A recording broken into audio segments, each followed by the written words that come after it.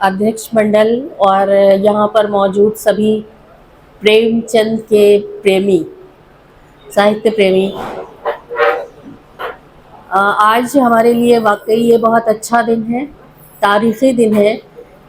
प्रेमचंद एक ऐसे अदीब हैं कि उर्दू वाला कहता है कि हमारे अदीब हैं और हिंदी वाले कहते हैं कि नहीं, प्रेमचंद हिंदी के हैं।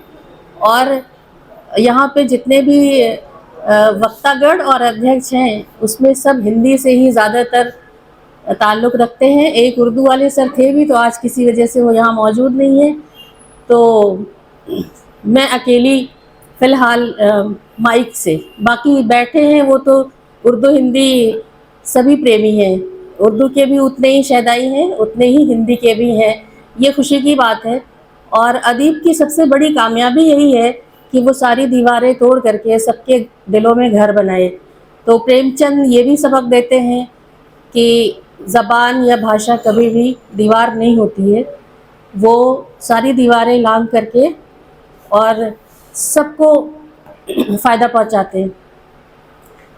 तो जैसा कि हम लोग अभी सर ने बहुत अच्छा तफसील से बात रखी कि पहली जो कॉन्फ्रेंस हुई थी तरक्की पसंदी, उसकी सदारत प्रेमचंद ने की थी और ये अप्रैल 1936 में हुई थी पहली कॉन्फ्रेंस, और अक्टूबर में उनका इंतकाल हो गया है।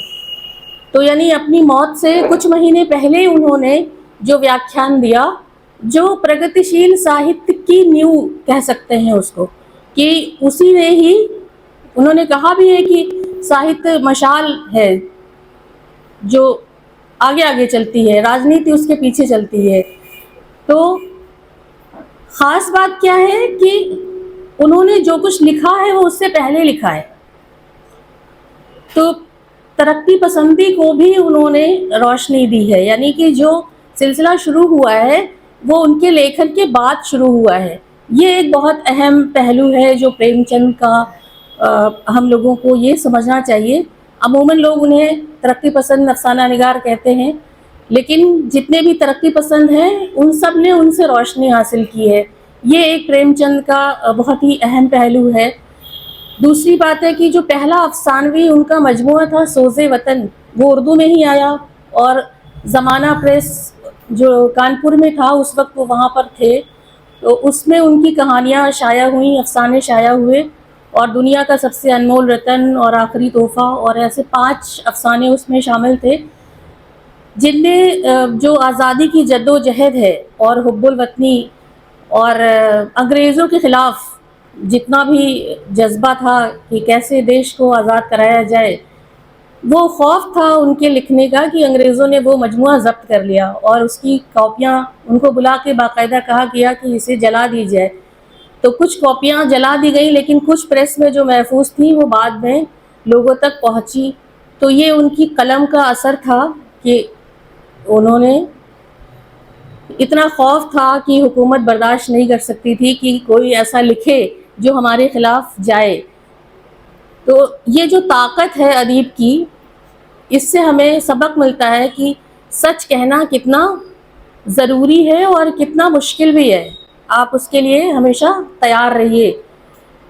एक ये पहलू है। दूसरा, जो प्रेमचंद के यहाँ एहसास है, संवेदनशीलता है, वो बहुत ही अहम है। चाहे आप कफन में देखिए और चाहे बूढ़ी काकी में जो भूख है। हम लोग बात कर रहे हैं ना कि प्रेमचंद और आज का भारत, तो भूख एक ऐसी चीज़ है कि वो वक्त के साथ कभी ख़त्म नहीं होती है। और अभी भी हमने तरक्की कर ली है। ठाकुर के कुएं से लेकर के और आज के वक्त में बहुत फ़र्क है। उस वक्त वो बेचारी गंगी बदबूदार पानी पीने के लिए मजबूर थी, उसका शौहर पीने के लिए मजबूर था, लेकिन वो ठाकुर के कुएं से पानी निकाल नहीं सकती थी। लेकिन आज ये तब्दीली है कि हम एक छत के नीचे बैठ करके हम विचार विमर्श कर रहे हैं। ज़रूर 100 साल लग गए इसमें, लेकिन ये एक कामयाबी भी है, एक पहलू है, अच्छा पहलू है। लेकिन अभी भी अमीर और गरीब के दरमियान जो खाई है वो बहुत ज़्यादा नहीं भरी है। वहाँ अभी भी बहुत सारे मसले हैं और दो अलग अलग कंपार्टमेंट में लोग रहते हैं। एक दूसरे के सुख दुख से उस कदर वाबस्तगी नहीं है जैसी होनी चाहिए। ये आज का हिंदुस्तान है, और यही वजह है कि कफन में जो भूख है मतलब इस हद तक बेहिसी है कि मर जाए औरत अंदर, लेकिन दोनों उठ करके जाते नहीं हैं।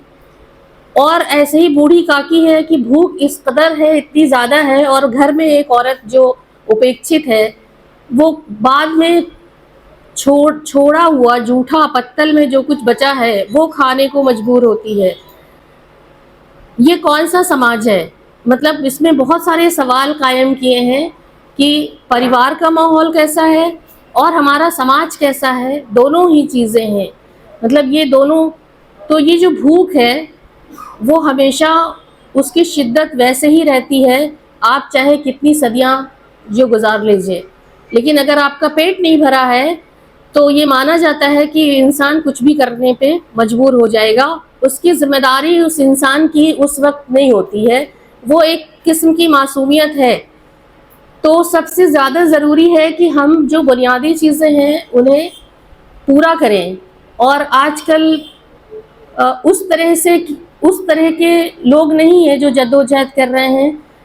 किसानों की भी तादाद उतनी नहीं है जितनी पहले थी, लेकिन जो बेरोज़गार हैं उनकी तादाद बहुत ज़्यादा है। तो समाज का एक जो निचला तबका है या जो बेरोज़गार तबका है उसके अपने मसाइल हैं जिनका हल ज़रूरी है और सभी को करना चाहिए। मतलब हमारे इर्द गिर्द जो लोग भी हैं उन्हें हम मुख्य धारा में कैसे लाएं, ये बहुत अहम सवाल है। तो प्रेमचंद की जो कहानियां हैं, ख़ास करके उनके जो निस्वानी किरदार यानी स्त्री पात्र हैं, वो जहाँ बगावत करना है, गोदान की जो है धनिया वो बगावत करती है, वो होरी से ज़्यादा मजबूत किरदार के तौर पर उभर के आती है। समाज के बहुत सारे सवाल हैं जिनका सामना करती है और दरवाजे पे आके आगे खड़ी होती है। या और भी बहुत से किरदार हैं प्रेमचंद के, मसलन उनकी बड़े घर की बेटी है फिराक गोरखपुरी ने उस पर बहुत अच्छा तबसरा किया कि जब ज़माना में वो छपा अफसाना, तो उन्होंने पढ़ करके मतलब उनकी आंखें भर आईं कि ये कौन है इस तरह की कहानी लिख रहा है। क्योंकि उसके पहले अभी कहानियाँ ख्वाब ख्याल वाली ही थी, तिलिस्म होशरुबा वाली ही जो है कैफियत थी, वो जो समाज पर तारी थी। लेकिन प्रेमचंद का जैसा कि मानना था कि हमें तो हकीकत पसंदी को ही उसी का बयान करना चाहिए, तो उन्होंने ऐसे किरदार जो है वो खल्क किए, पैदा किए जो यादगार बन गए हैं।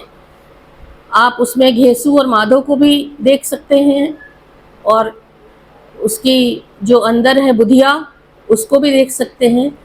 और बुधिया की भी एक ख़ास बात है कि उसमें वो बताते हैं कि जब तक वो ठीक थी तो वही घास काट के लाती थी, वही तिनके लेकर के आती थी, और ये दोनों मर्द जो है वो बैठ करके घर में खाते थे, और जब खाना ख़त्म हो जाता था या कुछ नहीं बचता था तो फिर कोशिश करते थे कि अब जाएं बाहर।